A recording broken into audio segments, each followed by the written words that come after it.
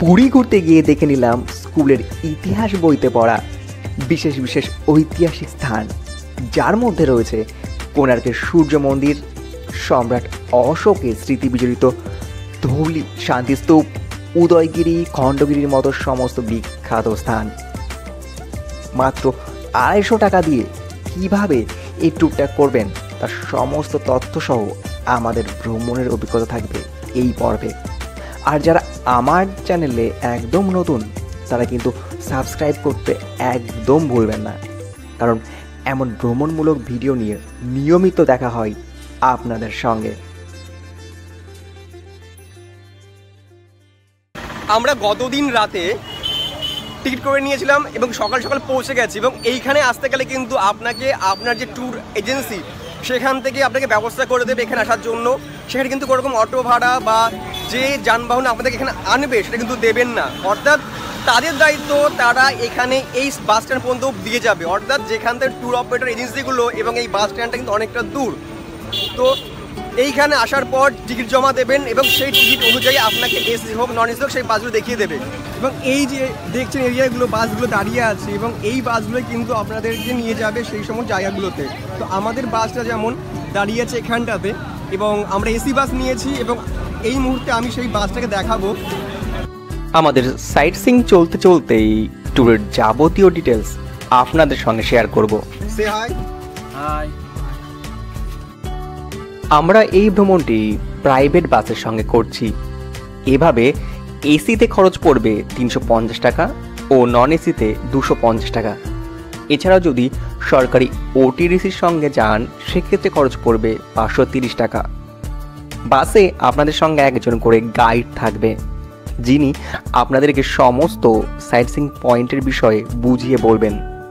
এছাড়াও যেসব স্থানে আপনারা প্রবেশ করবেন তার জন্য টিকিট কাটা থেকে শুরু করে নানা বিষয়ে আপনাদেরকে সাহায্য করবেন।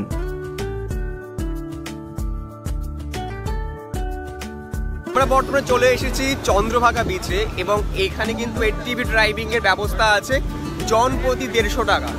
তো আপনারা যারা এখানে ঘুরতে আসবেন, যদি হাতে সময় থাকে তাহলে কিন্তু এখানে এসে এই ড্রাইভের মজা নিতেই পারেন। বেশ একটা সেই আমরা যেটা সিনেমাতে দেখি অনেকটা সেরকম তো হতেই পারে। আমাদের আজকে প্রথম পয়েন্ট চন্দ্রভাগা বিচ। কথিত আছে শ্রীকৃষ্ণের পুত্র সাম্বা কুষ্ঠরোগ থেকে মুক্তি পাওয়ার পর এখানে অর্থাৎ চন্দ্রভাগা নদীর মোহনাতে সূর্যদেবকে পুজো দিয়েছিলেন। যদিও বা বর্তমানে চন্দ্রভাগা নদী সম্পূর্ণ শুকিয়ে গিয়েছে, তবুও মানুষ কিন্তু আজও ছুটে আসেন, বিশেষ করে এর প্রাকৃতিক শোভা দেখবার জন্য।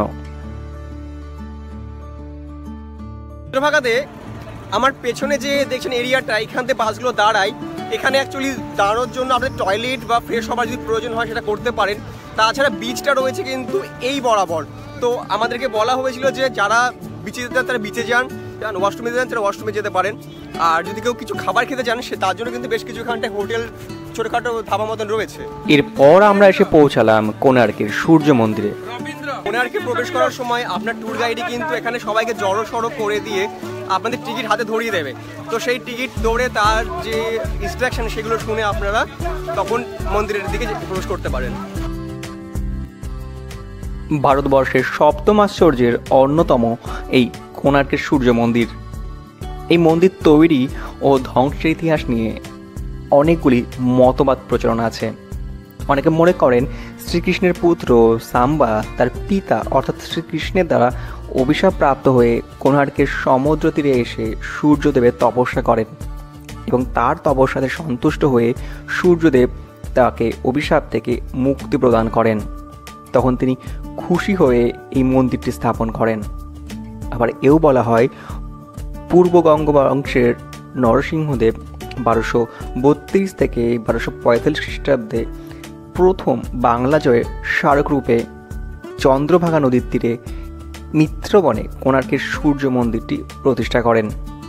এই মন্দিরের অবশিষ্ট অংশ আমরা এখন দেখতে পাই, তার কারণ এই মন্দিরের মূল অংশটি বর্তমানে ধ্বংসপ্রাপ্ত। এছাড়াও মন্দিরে বর্তমানে কোনো বিগ্রহও নেই।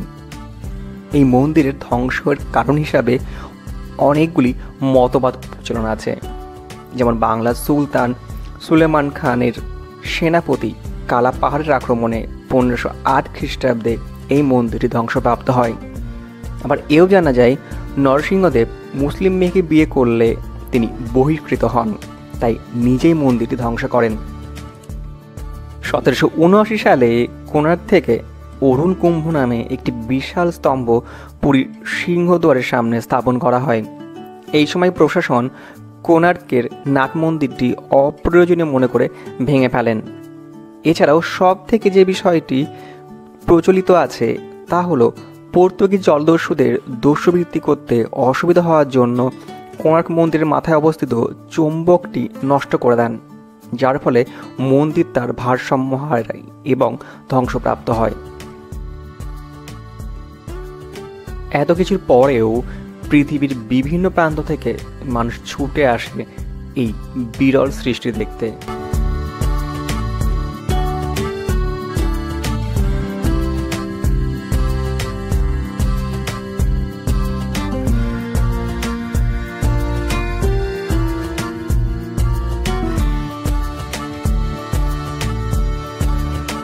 সান টেম্পলে কিন্তু আপনারা মোবাইল, ক্যামেরা, চটি, জুতো সব কিছু নিয়েই কিন্তু আসতে পারেন। এখানে কিন্তু কোনো বাধা নেই। তবে হ্যাঁ, এখানে কিন্তু গিম্বেল জাতীয় বা ড্রোন জাতীয় জিনিসের কিন্তু উপর নিষেধাজ্ঞা আছে। আমার গিম্বেল। এরপর পৌঁছালাম ধৌলির শান্তিস্তূপে। দয়া নদীর তীরে ভুবনেশ্বর শহর থেকে প্রায় 8 কিলোমিটার দূরে অবস্থিত এই স্থানকে কেন্দ্র করে জড়িয়ে রয়েছে ভারতের এক গুরুত্বপূর্ণ ইতিহাস। কলিঙ্গ যুদ্ধের কথা মনে আছে? যেই যুদ্ধে একটা নদী দিয়ে রক্ত বয়ে গেছিল, এই হলো সেই দয়া নদী। এবং এই নদী দিয়েই সেই যুদ্ধে রক্ত বয়ে গেছিল, যার ভয়াবহতা দেখে অর্থাৎ সম্রাট অশোক তিনি বৌদ্ধ ধর্ম গ্রহণ করেন এবং পৃথিবীব্যাপী চেষ্টা করেন সেই ধর্ম প্রচারের জন্য এবং শান্তি প্রচারের জন্য।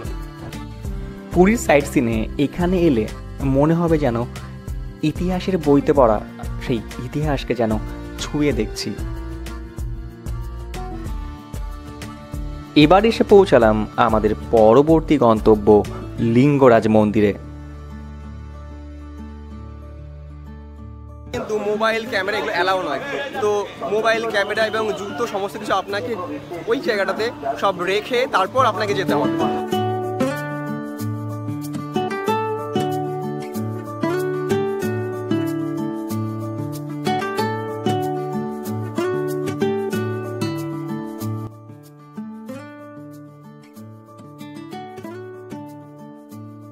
পৌঁছে গেছি উদয়গিরিতে এবং এখানে কিন্তু ওখানে টিকিট শো করি, অর্থাৎ আপনাদের বাসের থেকে কেটে দেবে।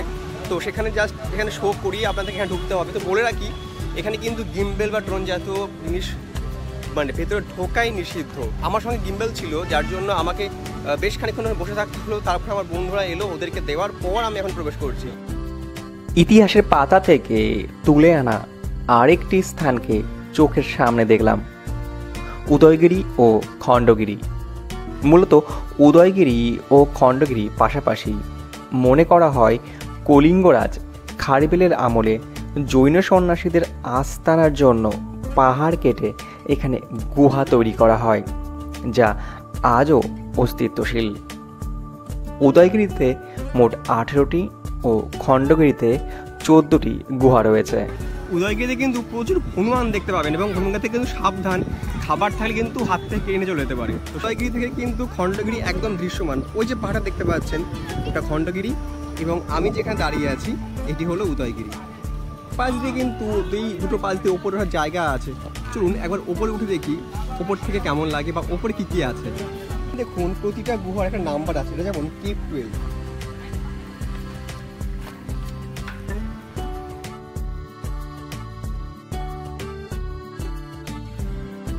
ওপরে এসে কিন্তু আমার মনে পড়ছে হায়দ্রাবাদের গোলকোন্ডা ফোর্টের কথা। গোলকোন্ডা ফোর্টের ওপর উঠলে কিন্তু হায়দ্রাবাদ শহরটা যেমন পুরো দৃশ্যমান এবং অপূর্ব সুন্দর লাগে, ঠিক তেমনি কিন্তু এই উদয়গিরির ওপরে উঠলেও কিন্তু দারুণ শহরটা দেখা যাচ্ছে ঠিক এখান থেকেই।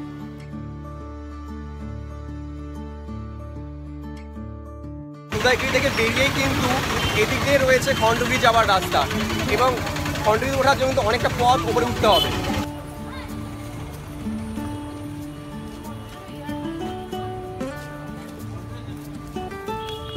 খণ্ডগিরি ওঠার যে রাস্তাটা সেটা কিন্তু যথেষ্ট খারাপ, এবং এখানে কিন্তু শ্বাসকষ্ট বা একটু বয়স্ক মানুষ যদি আসে তারা কিন্তু একটু কষ্ট হতে পারে। তো তাদেরকে না আসার জন্য অনুরোধ করবো, কারণ একটা অ্যাক্সিডেন্ট চমৎকার ঘটে যেতে পারে। তাহলে কেমন লাগলো আজকের পর্বটি?